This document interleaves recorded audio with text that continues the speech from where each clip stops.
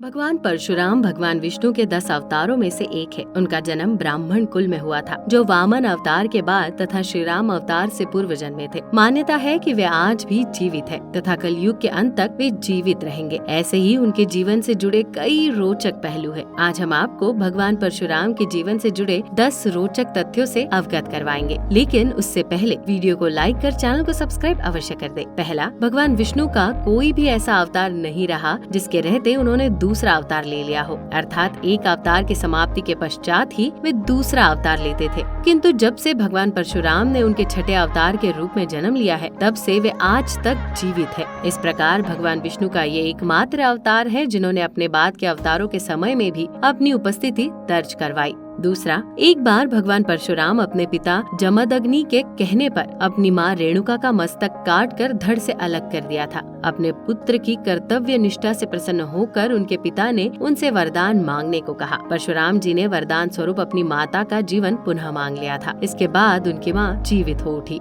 भगवान परशुराम के समय एक राजा था जिसका नाम था कार्तवीर्य अर्जुन। उसकी 1000 भुजाएं थी, इसलिए उसे सहस्त्रबाहु भी कहते थे। वो लंका के राजा रावण को भी परास्त कर चुका था, जिसके बाद उसकी प्रसिद्धि तीनों लोकों में व्याप्त हो चुकी थी। एक बार जब परशुराम अपने आश्रम में बाहर गए हुए थे, तब कार्तवीर्य अर्जुन ने उनके पिता के आश्रम पर हमला करके उनकी मुख्य गाय कामधेनु चुरा ली थी। जब परशुराम पुनः अपने आश्रम लौटे और सब घटना का ज्ञान हुआ, तब उन्होंने सहस्त्रबाहु की सभी भुजाएं काट कर उसका वध कर दिया था। चौथा, सहस्त्रबाहु के वध के पश्चात उसका प्रायश्चित करने के लिए परशुराम तीर्थ यात्रा पर चले गए थे। पीछे से सहस्त्रबाहु के पुत्रों ने परशुराम के पिता जमदग्नि का वध कर दिया था। जब परशुराम जी को इसका पता चला, तब उन्होंने पृथ्वी से 21 पर सहस्त्रबाहु के क्षत्रिय वंश का नाश कर दिया था। इसलिए उन्हें पृथ्वी को 21 बार क्षत्रिय विहीन करने के तौर पर भी देखा जाता है। पांचवा, राम अवतार के समय उनकी भगवान श्री राम से राजा जनक के दरबार में प्रथम बार भेंट हुई थी।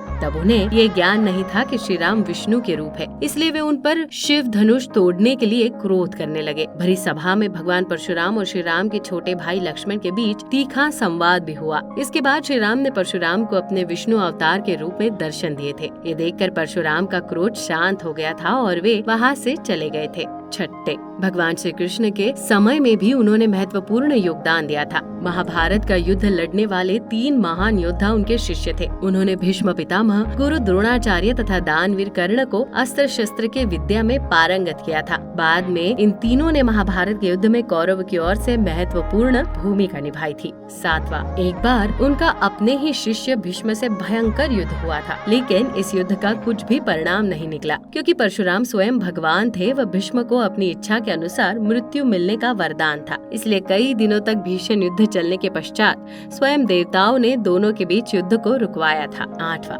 महाभारत के एक और मुख्य पात्र कर्ण ने परशुराम से झूठ बोलकर शिक्षा ग्रहण की थी। उसने स्वयं को ब्राह्मण बताकर शिक्षा ग्रहण की, जो कि असत्य था। जब भगवान परशुराम को इसका ज्ञान हुआ, तब उन्होंने कर्ण को श्राप दिया था कि जब उसे अपनी विद्या की सबसे ज्यादा आवश्यकता होगी, तभी वो उसे भूल जाएंगे। इसी श्राप के कारण महाभारत के भीषण युद्ध में कर्ण का वध धनुर्धारी अर्जुन के हाथों हुआ था। नौवां, भगवान परशुराम के बचपन का नाम राम था, लेकिन एक बार उन्होंने भगवान शिव की कठोर तपस्या की थी। तब भगवान शिव ने उन्हें परशु नाम का एक अस्त्र दिया था, जो उन्हें बहुत प्रिय था। इसी के बाद से उनका नाम परशुराम हो गया। आखिरी, मान्यता है कि भगवान परशुराम कलयुग के अंत में फिर से आएंगे। उनका दायित्व भगवान विष्णु के अंतिम अवतार कालकी को शिक्षा देने तथा अस्त्र शस्त्र चलना सिखाना होगा। इस दायित्व को निभाने के पश्चात इस धरती से उनका उद्देश्य समाप्त हो जाएगा तथा वे पुनः श्री हरि में समा जाएंगे। तो दर्शकों, कैसी लगी आपको ये जानकारी, हमें कमेंट कर जरूर बताएं। साथ ही यदि आपको ये वीडियो पसंद आई हो तो वीडियो को लाइक कर चैनल को सब्सक्राइब जरूर कर दें। वीडियो में अंत तक बने रहने के लिए